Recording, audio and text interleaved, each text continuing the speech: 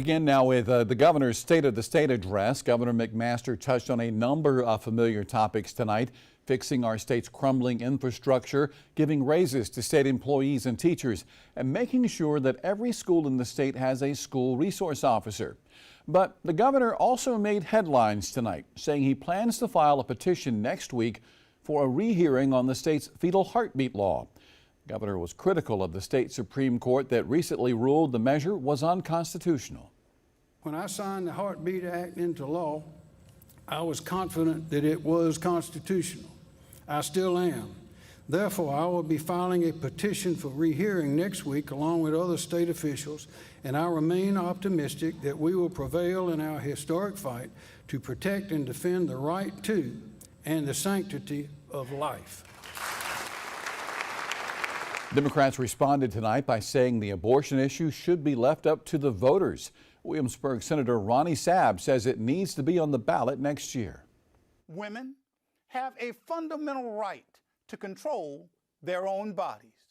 Any decision they make is between them and their doctor, not, I repeat, not a group of male politicians sitting in judgment in Columbia. We trust South Carolinians and hope you do too. This issue should be placed on the ballot for a referendum vote, which will allow all South Carolinians to decide the issue and weigh in. Well, News 19's Becky Buds was at the State House tonight for that State of the State address. She had a chance to talk with lawmakers to get their reaction.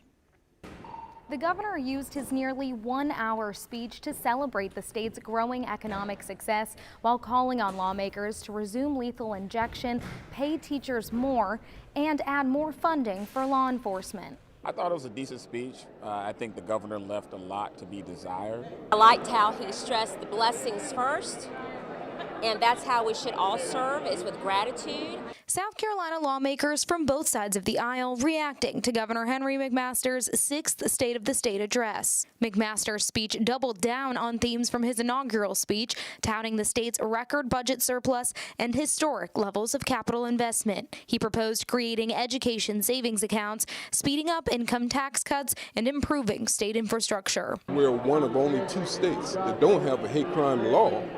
I would have loved it if he had mentioned the South Carolina needs a hate crime law. As a champion of rural South Carolina, I am very thrilled about the rural infrastructure plans across our state, especially in District 27.